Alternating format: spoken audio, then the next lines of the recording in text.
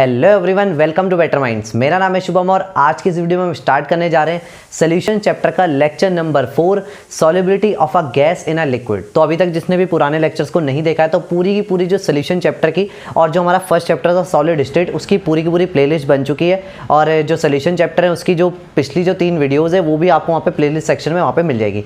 तो अगर नहीं देखिए तो उन वीडियोज़ को देख लो, तभी जाके आगे बढ़ो और फिर आगे का जो लेक्चर है और भी ज़्यादा अच्छे समझ में आएगा। खैर वैसे भी समझ में आएगा, बट लेकिन अगर वो वीडियोस देखी हुई होंगी, अगर वो कॉन्सेप्ट जो बेसिक कॉन्सेप्ट है उनको समझ रखा होगा तो बहुत ही ज़्यादा आसानी रहेगी यहाँ पे जो टॉपिक है उनको समझने में। लेक्चर के जो नोट्स है वो मेरे साथ साथ यहाँ पे वीडियो को देखते देखते बनाते हुए चलो। लेकिन अगर किसी को वीडियो के साथ साथ लेक्चर के जो नोट्स है उनको बनाने में कोई भी अगर प्रॉब्लम आती है तो डिस्क्रिप्शन में जो लिंक है PDF नोट्स का वो वहाँ पे मिल जाएगा। वहाँ से देख के जो पूरे लेक्चर्स हैं उनके नोट्स एक साथ बैठ के वहाँ पे जो है आप बना सकते हो। तो चलो स्टार्ट करते हैं आज के हमारे टॉपिक को, solubility of a gas in a liquid.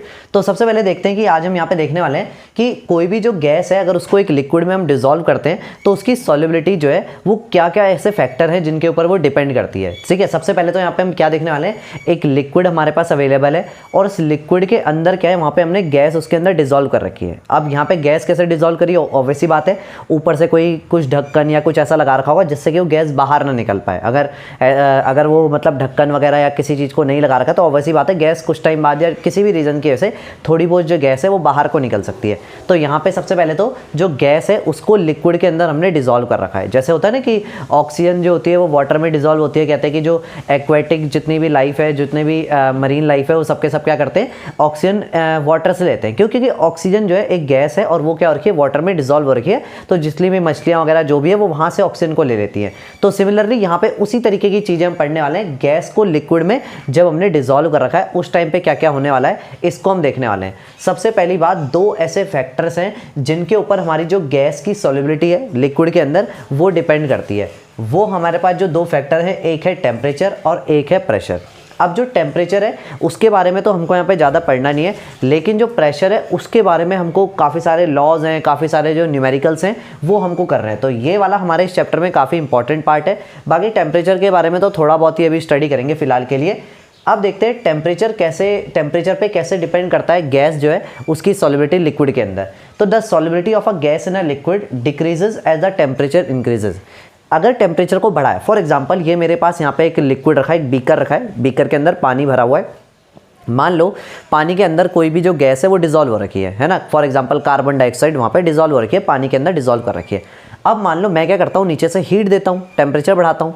होगा क्या, जो गैस के पार्टिकल जो कि अभी उस लिक्विड के अंदर डिसॉल्व हो रखे हैं वो क्या करेंगे, उनके अंदर काइनेटिक एनर्जी आ जाएगी। अब काइनेटिक एनर्जी के आने से क्या होगा, जो गैस के पार्टिकल्स हैं वो मूव करेंगे ज़्यादा, यानी कि एनर्जी आएगी तो क्या होगा, उस लिक्विड से बाहर को निकलेंगे।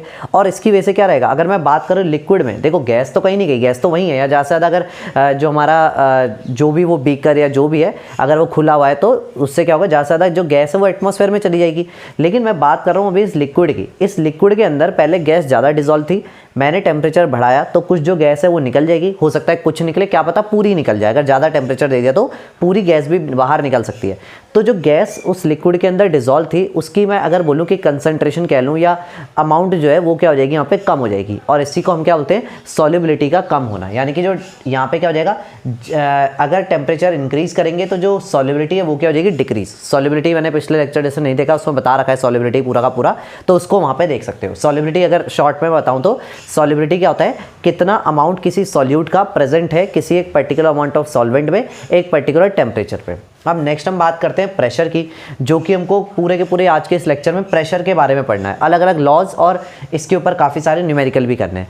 तो जो प्रेशर है उसके ऊपर कैसे डिपेंड करता है, जो सॉल्युबिलिटी है गैस की इंक्रीज होती है, इंक्रीज ऑफ प्रेशर। अब एक चीज़ सोचो, ये मेरे पास एक लिक्विड रखा है, लिक्विड के ऊपर क्या है, यहाँ पे कोई भी एक गैस पड़ी हुई है। ठीक है, जैसे फॉर एग्जांपल ये वाटर यहाँ पे लिक्विड है और उसके ऊपर क्या है, कोई एक गैस प्रेजेंट है।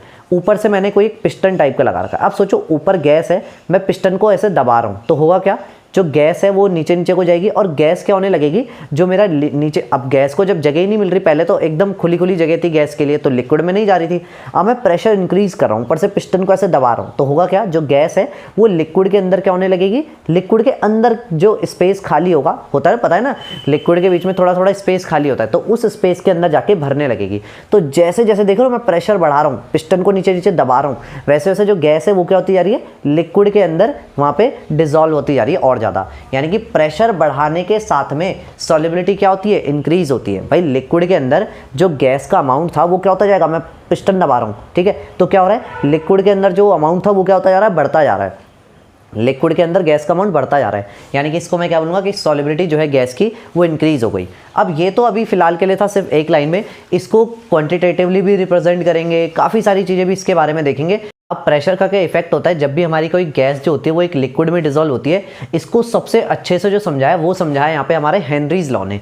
अब हेनरीज लॉ होता क्या है पहले तो ये समझते हैं। देखो हेनरीज लॉ ने क्या बोला, it state that at a constant temperature. पहली बात तो यहाँ पे जो भी आगे हम लॉ पढ़ने वाले हैं तो उसमें टेम्परेचर को फिक्स कर लेना, हमको टेम्परेचर को कांस्टेंट करना है, यानी कि टेम्परेचर चेंज करेंगे तो फिर ये लॉ वहाँ पे वैलिड ही नहीं होने वाला।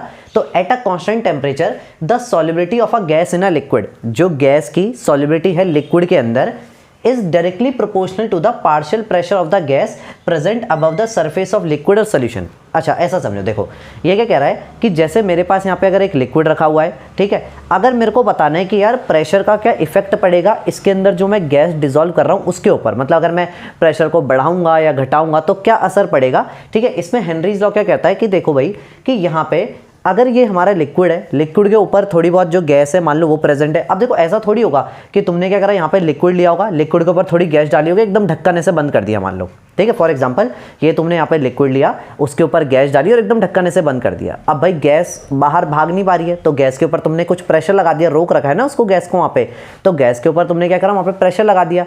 अब जब गैस के ऊपर जब तुमने वहाँ पे प्रेशर लगाया, अब तो ऊपर पिस्टन अवेलेबल है, तुम पिस्टन को ऊपर नीचे ऐसे मूव कर सकते हो। तो ये कह रहा है कि जितना ज़्यादा प्रेशर होगा, मतलब जो तुमने गैस डाली मान लो वो पहले अभी नॉर्मल प्रेशर में है, तो जो लिक्विड के अंदर जो गैस प्रेजेंट होगी वो भी थोड़ी थोड़ी सी होगी।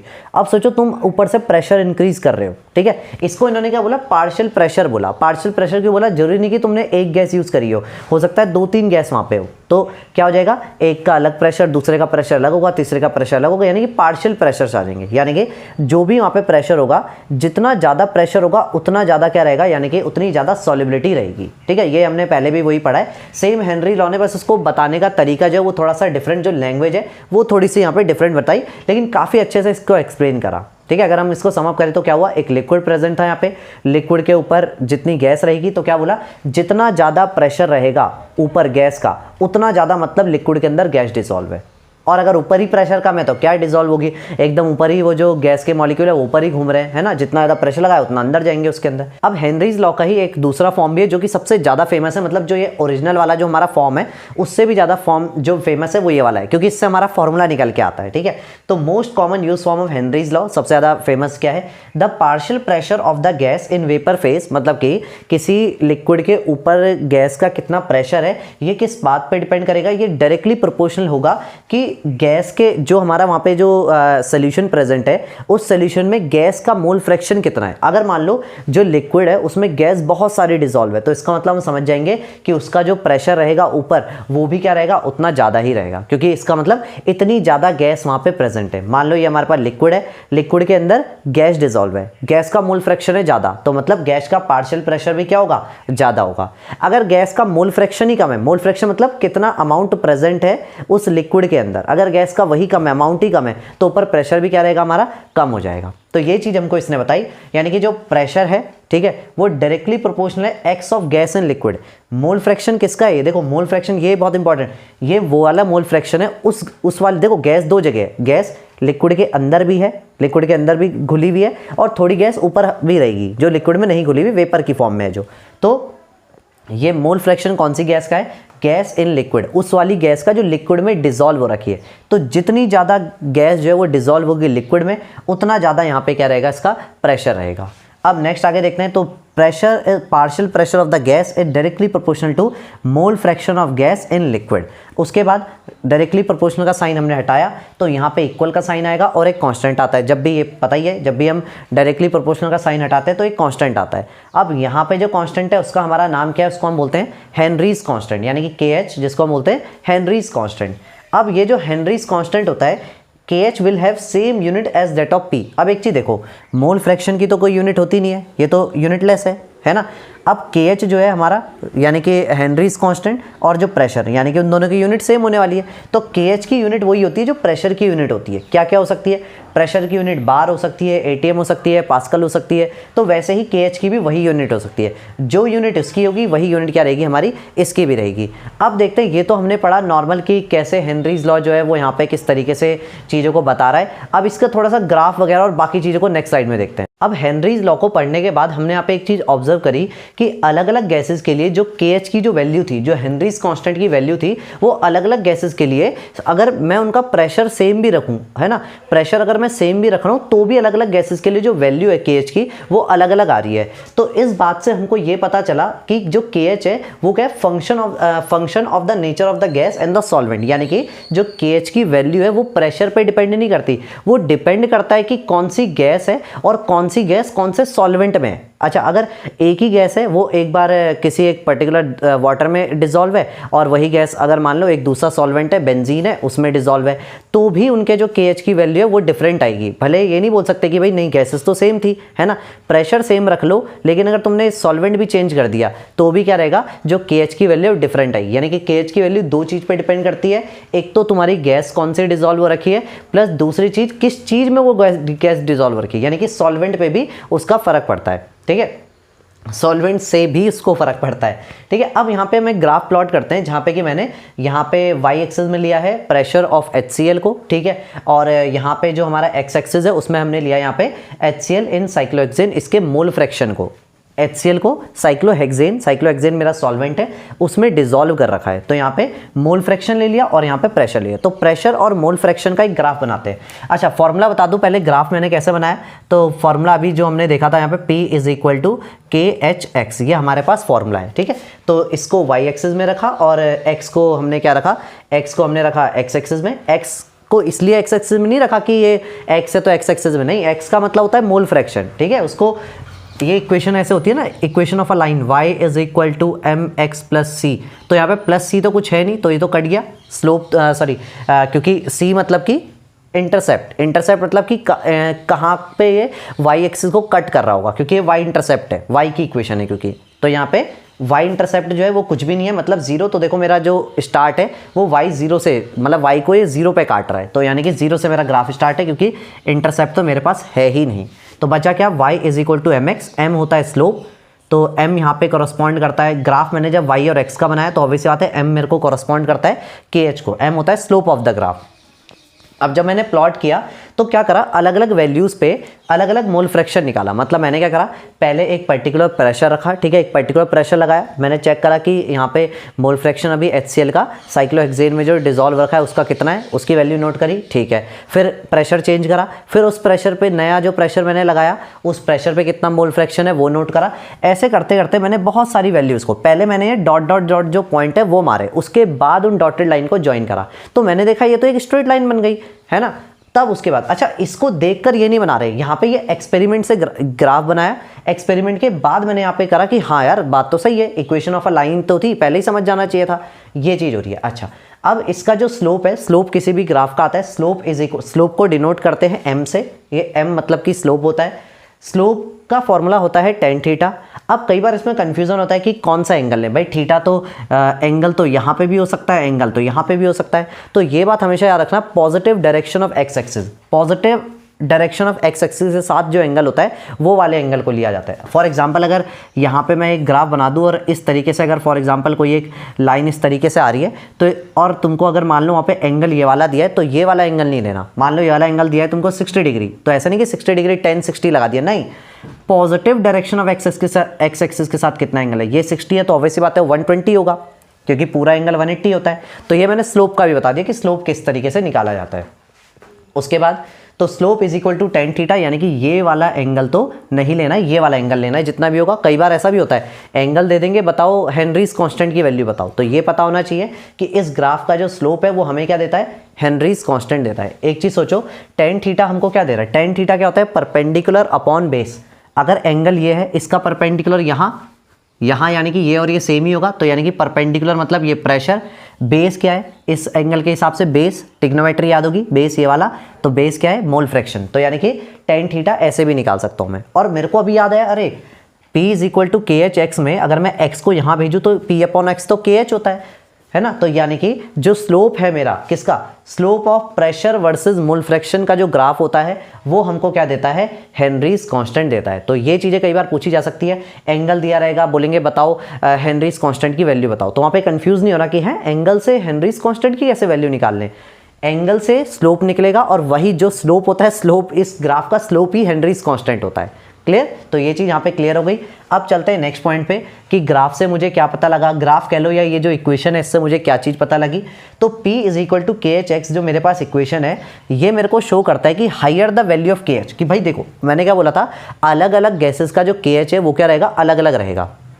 ठीक है, अब जो यहाँ पे हमारे पास के एच है, अब ये कह रहा है अगर मान लो कोई एक गैस है, ठीक है, एक गैस है उसकी जो के एच की वैल्यू है वो बहुत ज़्यादा है और प्रेशर दोनों का सेम रखा है मैंने, प्रेशर दो गैस हैं उनका प्रेशर मैंने सेम रखा है, मतलब ये चीज़ मैंने फिक्स कर दी, इसको मैं नहीं बदल रहा। मतलब अगर यहाँ पे मैंने 2 ATM प्रेशर लगाया एक गैस के ऊपर तो दूसरी के ऊपर भी मैं 2 ATM ही लगा रहा हूँ, ऐसा कोई नहीं, प्रेशर चेंज नहीं करा। दो गैस है उनके ऊपर प्रेशर मैंने दोनों के ऊपर बराबर लगाया, लेकिन एक गैस का के एच ज़्यादा है और एक गैस का जो के एच है वो कम है। अब एक चीज़ सोचो, ये वैल्यू अगर मेरी कॉन्स्टेंट है, ठीक है, जिसका के एच ज़्यादा होगा उसको यही देखो बनानी एट द एंड इनको यही वाली वैल्यू है, जिसका के एच ज़्यादा होगा उसको अपना एक्स जो है वो कम करना पड़ेगा।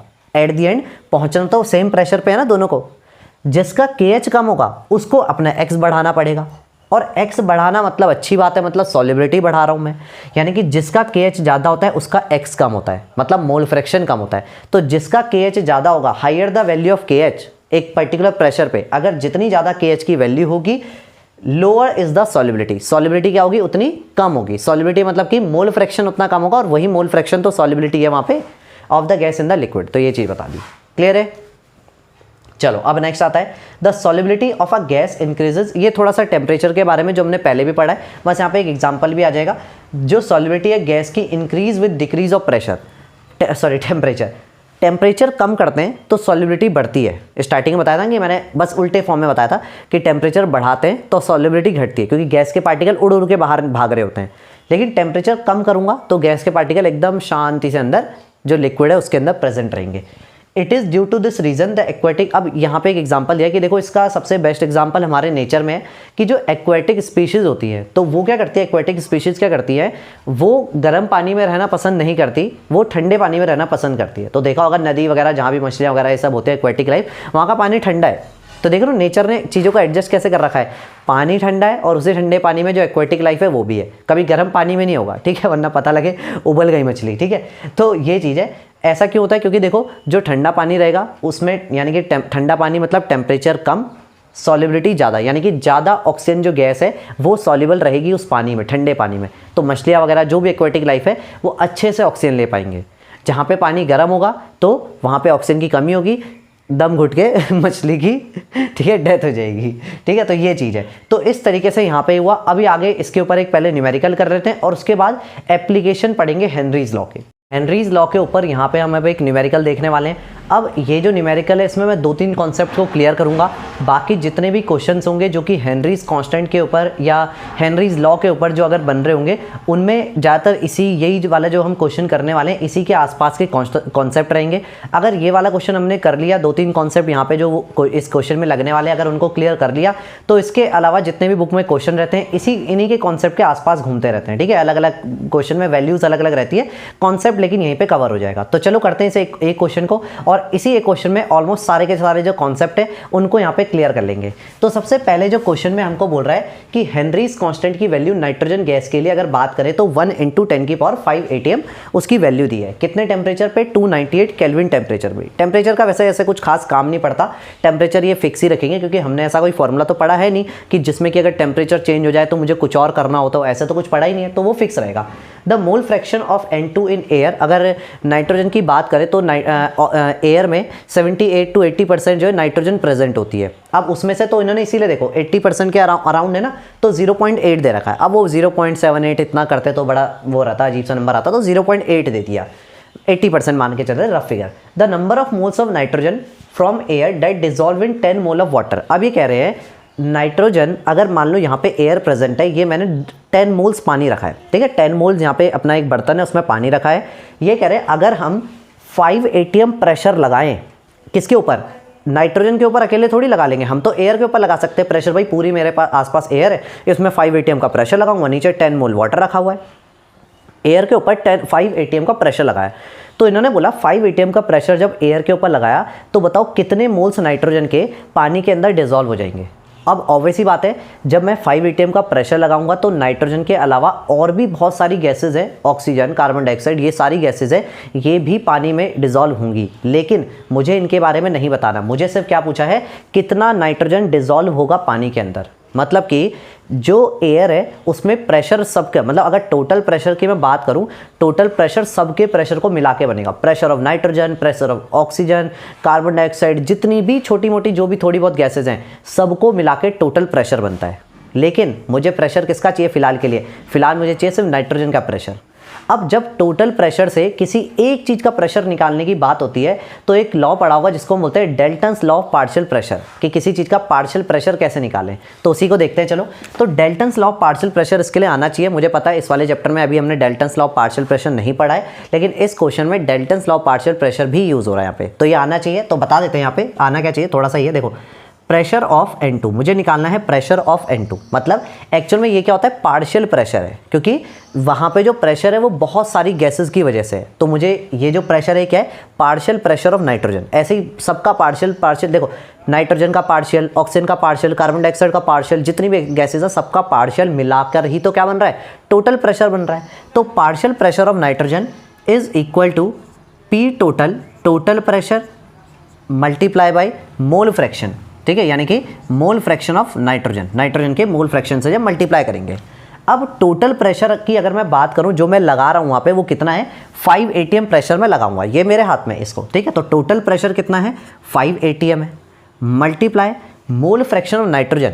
अच्छा, जब 5 atm प्रेशर लगाएंगे तो किस पे लगा रहे हैं, एयर के ऊपर लगा रहे हैं। एयर है, मतलब एयर, हमारे आसपास जो एयर है उसमें कितना मोल फ्रैक्शन है नाइट्रोजन का, कितनी अमाउंट प्रेजेंट है नाइट्रोजन की, तो हमें पता है ये दिया है 0.8 हमको दे रखा है। तो यहाँ पर हमारा आ जाएगा 0.8। अब यहाँ पे क्या हुआ, 5 8 जा 40 यानी कि 4.0, मतलब कि 4 atm, क्योंकि ये टोटल प्रेशर मेरे को atm में दिया है, तो ऑब्वियसली बात है कि पार्शियल प्रेशर भी atm में आएगा। तो यहाँ पे मेरा आ गया partial pressure of nitrogen is equal to 4 atm। अब हम यहाँ पे निकालते हैं कि कितना मोल फ्रैक्शन जो है नाइट्रोजन का डिसॉल्व हुआ होगा उसके अंदर, मतलब जो वाटर है उसमें कितना मोल फ्रैक्शन होगा। तो अभी इसको निकालते हैं। इसको निकालने के लिए क्या है, हमें यहाँ पे अभी हमने जो ये पढ़ा था, हेनरीज लॉ पढ़ा था, वो क्या बताता है, P is equal to KHX, मतलब किसी भी चीज़ का पार्शियल प्रेशर कितना है, तो पार्शियल प्रेशर तो मुझे पता है 4 atm है, तो यहाँ पे मैंने लिख दिया पार्शियल प्रेशर किसका, नाइट्रोजन का, partial pressure of nitrogen 4 atm। KH Henrys constant क्या मुझे पता है, नाइट्रोजन का बिल्कुल पता है, ये दे रखा है 1 × 10⁵, तो 1 × 10⁵। अब देखो ये भी atm में, वो भी atm में, एकदम बिल्कुल सही दिया हुआ है, कोई यूनिट चेंज करने की जरूरत है नहीं, और ज़्यादातर ऐसा देते भी नहीं है ये यूनिट वगैरह में। अच्छा, इंटू x। अब मुझे ये नहीं पता ना, देखो एक चीज़, ये जो मोल फ्रैक्शन दिया है ये वो वाला मोल फ्रैक्शन है नाइट्रोजन गैस का जो एयर में, अभी मेरे आसपास ये जो एयर है इसमें जो मोल फ्रैक्शन है, मेरे को तो कौन सा वाला, ये कौन सा वाला मोल फ्रैक्शन है, ये वो वाला मोल फ्रैक्शन है जब इस पार्शियल प्रेशर में जो मोल फ्रैक्शन डिसॉल्व हुआ होगा पानी में। तो यहाँ पे जो मोल फ्रैक्शन आने वाला है ये वो वाला आने वाला है जो नाइट्रोजन गैस पानी में डिसॉल्व है, वो वाला मोल फ्रैक्शन आएगा अभी मेरा, ठीक है। तो इसको मैंने यहाँ पे लगाया, इसको नीचे भेजूंगा, 1 × 10⁵, मतलब सिर्फ 10⁵ ही हुआ। 10⁵ को डिनोमिनेटर में लाऊंगा तो 4/10⁵ हो जाएगा, 4/10⁵, ये आई मेरी x की वैल्यू, और इसकी यूनिट कुछ नहीं होगी, atm से atm कर दिया, और ऑब्वियसली बात है मोल फ्रैक्शन की कोई यूनिट ही नहीं होती। तो 10⁵ को ऊपर ले जाते तो कितना आएगा, 4 × 10⁻⁻⁵, तो ये आया मेरा मोल फ्रैक्शन ऑफ नाइट्रोजन। लेकिन मोल फ्रैक्शन आया है नाइट्रोजन का कितना डिसॉल्व है पानी में, लेकिन ये मोल फ्रैक्शन नहीं निकालना, मुझे क्या बोला है, फाइंड नंबर ऑफ मोल्स, मुझे तो मोल्स निकालने हैं। तो अभी चलते हैं नेक्स्ट। मोल फ्रैक्शन का फॉर्मूला क्या होता है, देखो हमारी दो चीज़ें डिसॉल्व हैं, एक तो है वाटर और एक तो है नाइट्रोजन। अब मैं निकालता हूँ यहाँ पे मोल fraction of nitrogen. Mole fraction of nitrogen कैसे आएगा, ये हमने इस चैप्टर के स्टार्टिंग के जो लेक्चर है उनमें देखा है, कंसंट्रेशन टर्म में। मोल फ्रैक्शन कैसे निकालते हैं, number of moles of nitrogen upon number of moles of nitrogen plus number of moles of किस में डिसॉल्व है, वाटर में। मतलब जिस चीज़ का मोल फ्रैक्शन निकालना है न्यूमरेटर में उसके नंबर ऑफ मोल्स और डिनोमिनेटर में टोटल नंबर ऑफ मोल्स रखना होता है। अच्छा, number of moles of nitrogen ये तो निकालना है, तो ऑब्वियसली बात है ये तो मुझे पता नहीं है number of moles of nitrogen upon, अब एक चीज़ देखो, ये number of moles of nitrogen जो है ये बहुत ही कम होंगे, ठीक है भाई, वाटर के 10 मोल्स है, 10 मोल्स के कंपेयर में जो नाइट्रोजन गैस है वो बहुत ही थोड़ी सी डिजॉल्व होगी, मतलब 10 मोल्स के कंपेयर में भी जब आंसर आएगा तब तुम्हें आइडिया लगेगा, 10 मोल के कंपेयर में वो बहुत ही कम होती है। ठीक है, इस वजह से क्या होता है, देखो अगर मान लो फॉर एग्जांपल 10 मोल में मैं 0.1 मोल ऐड कर दूं, अगर कोई फर्क पड़ेगा ज़्यादा, मतलब 10 से 10.1 ही तो हुआ, उतना कुछ ऐसा कुछ बहुत खास फर्क तो नहीं पड़ गया ऐसे।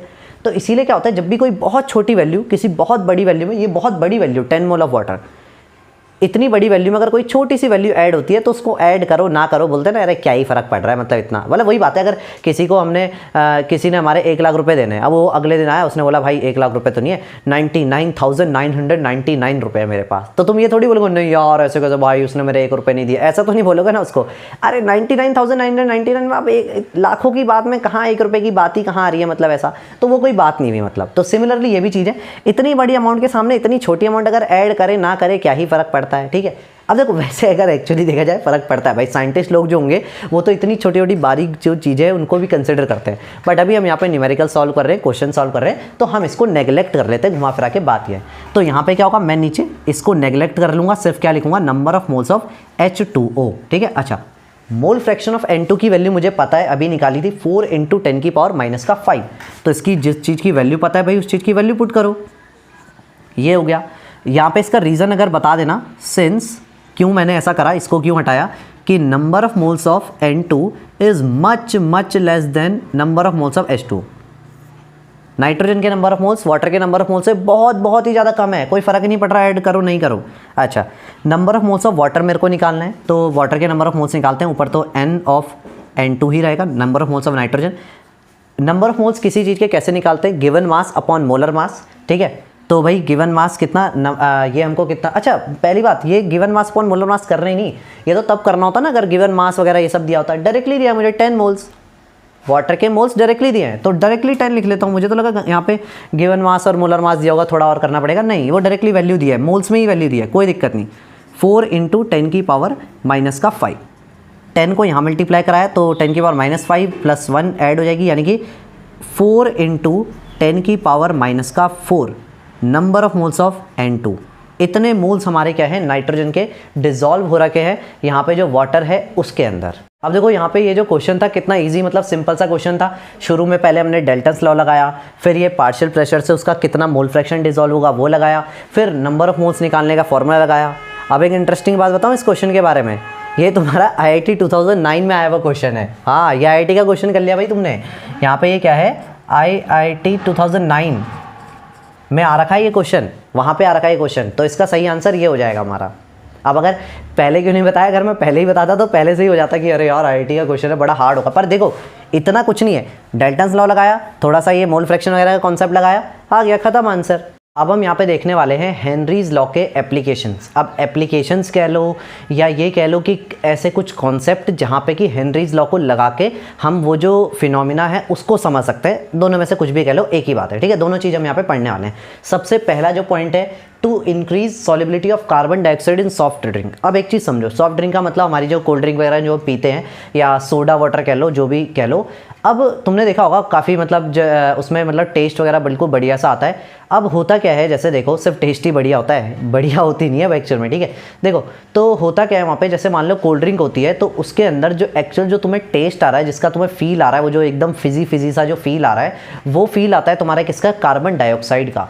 अब कंपनी वाले क्या चाहते हैं कि भाई देखो हम क्या करें, अगर थोड़ी सी वो कार्बन डाइऑक्साइड इसमें मिलाएंगे तो थोड़ी कार्बन, जितनी ज़्यादा कार्बन डाइऑक्साइड होगी, पहली बात तो ये समझो उतना बढ़िया टेस्ट आ रहा होगा। एक लिमिट तक, ऑब्वियस बात है, हद ही मिला दी तो पता लगे कार्बन डाइऑक्साइड भी कहीं अलग ही हो गया बंदा। ठीक है, तो जितना भी वहाँ पे मैंने क्या करा, मान लो तो वो लोग क्या करते हैं, कोल्ड ड्रिंक की बोतल को हाई प्रेशर में कार्बन डाइऑक्साइड उसके अंदर भरी, लेकिन कार्बन डाइऑक्साइड को हाई प्रेशर डालते हैं और बोतल को सील करते थे। देखा होगा जब तुम खोलते थे तो ऐसे आवाज आती है। ठीक है, उससे तो क्या होता है कि वहाँ पे क्या हुआ, कार्बन डाइऑक्साइड को हाई प्रेशर के अंदर सील कर दिया। अब क्या होगा, कार्बन डाइऑक्साइड इसके अंदर काफ़ी अच्छी अमाउंट में डिजॉल्व रहेगी, क्योंकि अभी हमने पढ़ा था ना, जितना ज़्यादा प्रेशर वहाँ पे लगाएंगे, जितना ज़्यादा ऊपर से प्रेशर रहेगा, उतनी अच्छी सॉलिबिलिटी रहेगी गैस की इन लिक्विड। तो यहाँ पे कौन सी गैस की बात हो रही है, कार्बन डाइऑक्साइड गैस की उतनी अच्छी सॉलिबिलिटी रहेगी हमारी कोल्ड ड्रिंक के अंदर, और वही टेस्ट को बढ़ाएगी।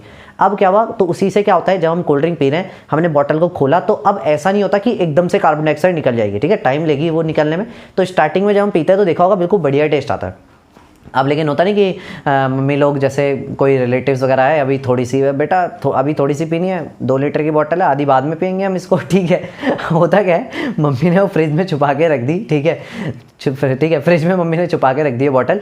अब उसके बाद क्या होता है, जब वो बॉटल को छुपा के रख दिया तो अब क्या हो चुका है, उसके अंदर की जो कार्बन डाइऑक्साइड डिजॉल्व है वो तो निकल चुकी है। तो तुमने देखा होगा जब सील्ड बॉटल को खोलोगे कोल्ड ड्रिंक की तो उस टाइम पे एक अलग टेस्ट आ रहा होता है, और जब नॉर्मल बाद में जब तुम पी रहे हो तो उस टाइम पे वो लेवल टेस्ट नहीं आता। मतलब एक फ्रेशली खुली हुई जो बॉटल है उसका एक अलग ही टेस्ट आता है, ठीक है। तो ये टेस्ट में डिफरेंस क्यों आया, क्योंकि जब तुमने बॉटल को खोल दिया तो अब कार्बन डाइऑक्साइड जो है उसके अंदर हाई प्रेशर में डिसॉल्व नहीं है, तो इस वजह से जो टेस्ट आ रहा था वो तुम्हें क्योंकि कार्बन डाइऑक्साइड की वजह से ही आ रहा था, तो अब ऑब्वियसली बात है कार्बन डाइऑक्साइड डिसॉल्व भी नहीं है उसमें ज़्यादा अच्छे से, तो टेस्ट भी नहीं आएगा उतने अच्छे से। अब इसका जो नेक्स्ट एप्लीकेशन है वो यहाँ पे है स्कूबा डाइवर्स जो होते हैं उनमें। अब स्कूबा डाइवर्स क्या होते हैं, जैसे वो देखा होगा ना, वो देखा होगा बहुत समुद्र वगैरह में, मतलब सी वगैरह में बहुत गहराई में जो लोग जाते हैं एकदम ऐसे तैर रहे होते हैं बिल्कुल मछली बन के, बिल्कुल ठीक है, मछलियों के बगल में बिल्कुल मछली बन के तैर रहे होते हैं, तो वही हमारे स्कूबा डाइवर्स होते हैं। तो देखा होगा वो इतने गहरे में जा रहे हैं, ऐसा तो है नहीं कि डुबकी लगाएंगे और गर्दन बाहर निकाल लेंगे ना सांस लेने के लिए, इतने गहरे में जा रहे हैं तो पीछे क्या करते हैं, ऑक्सीजन सिलेंडर वो टांग के जाते हैं। अब पूरा का पूरा एकदम फुली हाईली कंसंट्रेट, मतलब फुली ऑक्सीजन सिलेंडर तो होता नहीं है, उसके अंदर थोड़ी बहुत नाइट्रोजन जो गैस होती है वो भी प्रेजेंट होती है। अब होता क्या है, हमने क्या पढ़ा है, जितना ज़्यादा प्रेशर होगा गैस की सॉल्युबिलिटी हमारे किसी भी चीज़ में उतनी ज़्यादा होगी। अब वो क्या कर रहे हैं, उन्होंने वो मास्क लगा रखा है, ऑक्सीजन सिलेंडर जो पीछे लगा रखा है उससे लिए जा रहे हैं। अब होगा क्या, जितना ज़्यादा वो गहराई में जाएंगे तो ऑब्वियसली बात है भाई, पीछे सिलेंडर टांगा हुआ है तो सिलेंडर के ऊपर पानी का इतना वेट है, पानी का इतना वेट है तो मतलब सिलेंडर इतने ज़्यादा प्रेशर में है, pressure is equal to force upon area होता है ना भाई, तो जितना ज़्यादा फोर्स लग रहा है पानी का ऊपर से सिलेंडर के ऊपर उतना ज़्यादा प्रेशर है, यानी कि जितना ज़्यादा प्रेशर, अब वो सांस ले रहा है, ठीक है, उसके ब्लड के अंदर क्या हुआ, ब्लड के अंदर जो सॉल्युबिलिटी है गैसेस की वो क्या होगी, बढ़ जाएगी। सॉल्युबिलिटी ऐसा तो होगा नहीं कि सिर्फ और सिर्फ जो ऑक्सीजन गैस है उसकी बढ़ेगी, नाइट्रोजन भी है तो वहाँ पे नाइट्रोजन गैस, और नाइट्रोजन भी जरूरी होती है वहाँ पे, नाइट्रोजन गैस की सॉल्युबिलिटी भी क्या हो जाएगी, ब्लड के अंदर बहुत ज़्यादा बढ़ जाएगी। अब होता क्या है, जब अंदर नाइट्रोजन गैस की सॉल्युबिलिटी ब्लड के अंदर बढ़ रही है तो तब तो कोई दिक्कत नहीं है उस टाइम पे, तो प्रॉब्लम आती है जब वो बाहर आते हैं। अब वो बाहर ऐसे आराम से तो आ नहीं रहे, बाहर एकदम से जैसे बाहर आएंगे जब वो उस टाइम पे, तो होता क्या है, जिस टाइम पे वो बाहर आ रहे होते हैं स्कूबा डाइवर, उस टाइम पे देखो नीचे जब गए थे तो सॉल्युबिलिटी उनके ब्लड में बहुत ज़्यादा थी गैस की, नाइट्रोजन गैस की। अभी क्योंकि प्रॉब्लम नाइट्रोजन गैस कॉज कर रही है तो इसलिए मैं नाइट्रोजन को फोकस कर रहा हूँ, सारी गैस की सॉल्युबिलिटी ज़्यादा बट नाइट्रोजन की। जैसे ही बाहर आते हैं तो नाइट्रोजन की सॉल्युबिलिटी उसके ब्लड में क्या होनी चाहिए, कम होना चाहिए। कहेगी कि नहीं भाई अब मेरे को नहीं होना इतना सॉल्युबल, प्रेशर ही कम कर दिया, मैं क्यों सॉल्युबल। तो जब वो नाइट्रोजन गैस उसके ब्लड से इतनी ज़्यादा घुली है तो बाहर, जैसे ही प्रेशर कम होता है तो बाहर भागने की कोशिश करती है, चलो बाहर निकलूँ। अब जो हमारी जो यहाँ पे जो कैपिलरीज होती है, इसलिए इतनी जल्दी वो नाइट्रोजन गैस निकल रही होती है कि वहाँ पे हमारे जो कैपिलरीज होती है वहाँ पे एक बबल टाइप के फॉर्म हो जाते हैं, और वो बबल वहीं पे रह जाते हैं। जैसे मान लो मेरी वेन से यहाँ से निकल रही है, यहाँ पे बबल सा फॉर्म हो जाएगा, फूल सा जाएगा, और ये जो चीज़ होती है इसको हम बोलते हैं बेंड्स, इसको बेंड्स बोलते हैं। और ये बहुत ही मतलब एक ये समझ लो एक बहुत ही मतलब बेकार बुरी मेडिकल कंडीशन है, मतलब ये, ठीक है। इसमें इवन मतलब किसी के लाइफ को भी बहुत ज़्यादा खतरा है इस चीज़ में, तो उस पर मतलब पर्सन को कुछ भी हो सकता है मतलब वहाँ पे। तो ताकि ये जो बेंड्स, ये जो मेडिकल कंडीशन है, ये वाली जो बेंड्स है, ये कंडीशन ना आए इसके लिए क्या किया जाता है, इतना ज़्यादा नाइट्रोजन नहीं मिलाया जाता। क्या किया जाता है, साथ में थोड़ा बहुत जो अब हीलियम का परसेंटेज है उसके अंदर वो भी डाल दिया जाता है, और जब हीलियम निकल रही होती है तो हीलियम के मतलब सारी गैसेस का मिक्सचर इस तरीके से, मतलब अब तुमको ये याद नहीं रखना कौन सा क्या डाला जा रहा है, जितनी भी गैसेस है उनका मिक्सचर इस तरीके से रखा जाता है कि वहां पे नाइट्रोजन ऐसे करके ना निकल रही हो और भी गैसेस प्रेजेंट हो, तो उतना कोई प्रॉब्लम जो है वो स्कूबा डाइवर को वहां पे ना आए। थर्ड जो हमारा एप्लीकेशन आता है हेनरीज लॉ के ऊपर, उसको हम बोलते हैं एनॉक्सिया। अभी देखते हैं एनॉक्सिया क्या होता है। देखो होता क्या है कि जैसे जो लोग काफ़ी ज़्यादा पहाड़ पे जा रहे हैं, काफ़ी हाइट पे जा रहे हैं, या वो लोग हाइट पे ही रह रहे हैं, खैर मैं अभी उस वाली हाइट की बात नहीं कर रहा जो कि पहाड़ों में ही रह रहे हैं, मैं बात कर रहा हूँ मान लो यहाँ से कोई चला गया, चला मैं तो चढ़ूंगा माउंट एवरेस्ट वाला हिसाब किताब ऐसे करके। तो होता क्या है वहाँ पे, जैसे जैसे हम हाइट पे जाते हैं, एक चीज़ सोचो, यहाँ पे अभी हम इधर पे हैं तो यहाँ पे हमारे ऊपर इतनी सारी गैसेज है, इतनी सारी गैसेज का प्रेशर बहुत ज़्यादा है, प्रेशर बहुत ज़्यादा है यहाँ पे। तो प्रेशर बहुत ज़्यादा है तो उसकी वजह से क्या है, सॉल्युबिलिटी जो ऑक्सीजन की जो सॉल्युबिलिटी है मेरे आसपास वो बहुत ज़्यादा है। तो मैं जब सांस लेता हूँ तो मेरे को सफिशिएंट ऑक्सीजन यहाँ पे मिल रही है, अनटिल अनलेस कि मैं दिल्ली में नहीं रह रहा, ठीक है ठीक है, तो जोक्स अपार्ट। तो क्या होता है कि सॉल्युबिलिटी जो है गैसेस की यहाँ पे मतलब ऑक्सीजन की सॉल्युबिलिटी मेरी बॉडी के अंदर क्या है, काफ़ी अच्छी खासी अमाउंट में होगी। अगर मैं हाइट पे जा रहा हूँ, मान लो फॉर एग्जांपल, ठीक है, काफ़ी हाइट पे चला गया, तो वहाँ पे प्रेशर गैसेस का क्या हो जाएगा, कम हो जाएगा जैसे जैसे हाइट पे जाऊँगा। अब गैसेस मतलब मेरे नीचे है, मैं ऊपर हूँ आज मैं ऊपर, आसमान नीचे, ठीक है, वो वाला हिसाब। तो मैं ऊपर चला गया और गैसेस क्या है, मेरे से नीचे है, ठीक है। गैसेस जब मेरे से नीचे, तो ऊपर प्रेशर क्या हो जाएगा, कम हो जाएगा। प्रेशर कम होने से हमने क्या पढ़ा था, सॉल्युबिलिटी होती है कम। तो जैसे ही हाइट पे जाएंगे यानी कि गैसेज की जो सॉल्युबिलिटी है वो हमारी क्या हो जाएगी, वहाँ पे कम हो जाएगी। गैसेस की सॉल्युबिलिटी कम, सांस में मैं लेता हूँ ऑक्सीजन, तो ऑक्सीजन की जो सॉल्युबिलिटी है वो भी कम हो जाएगी। इस वजह से क्या होता है, हमारी बॉडी को प्रॉपर ऑक्सीजन जो होती है, हमारी नहीं मतलब मैं तो नॉर्मल जगह पे खड़ा हूँ, जो भी हाइट पे जा रहा है उस पर्सन की बॉडी को ऑक्सीजन सफिशिएंट अमाउंट में नहीं मिल पाती, और ऑक्सीजन नहीं मिल पाती है तो उस वजह से क्या होता है, उसको मतलब बॉडी में ऑक्सीजन की कमी की वजह से उसके थोड़ा होता है ना, जैसे मान लो फॉर एग्जाम्पल कभी कोई तुम्हारा ऐसा दबा दे, ऐसा सांस फूल जाए ऐसे करके, तो उस टाइम पे होता नहीं कि उस टाइम पे हमें और कुछ समझ नहीं आता, उस समय बस ऑक्सीजन ऑक्सीजन, मतलब कोई दुनियादारी कुछ मतलब नहीं भाई, ऑक्सीजन सांस चाहिए बस अभी तो फिलहाल के लिए, एकदम बंदा ऐसे भटक रहा होता है।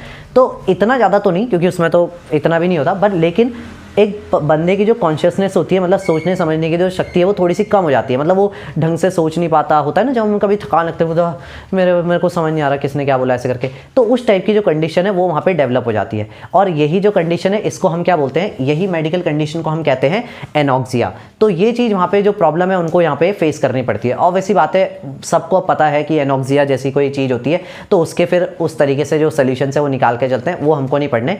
तो ये थे हेनरीज के लॉ के एप्लीकेशंस, या ये कह लो कि उसके क्या बोला था मैंने स्टार्टिंग में, एप्लीकेशन कह लो, या ये कह लो कि जहाँ पे वो लग रहा है उस जगह पे फिनोमिना किस तरीके से हो रहा है उसको समझने के तरीके। तो आई होप कि ये जो लेक्चर है पूरा का पूरा ऑलमोस्ट समझ ही होंगे, पूरा का पूरा हेनरीज लॉ के ऊपर बेस्ड था, ये काफ़ी अच्छे से समझ में आया होगा। अगर फिर भी इस वीडियो से रिलेटेड कोई भी डाउट होता है तो उसको यूट्यूब के कॉमेंट सेक्शन में या फिर इंस्टाग्राम पर मैसेज करके ही पूछ सकते हो। तो चलो तब तक के लिए भाई पढ़ाई करते रहो और मज़े करते रहो।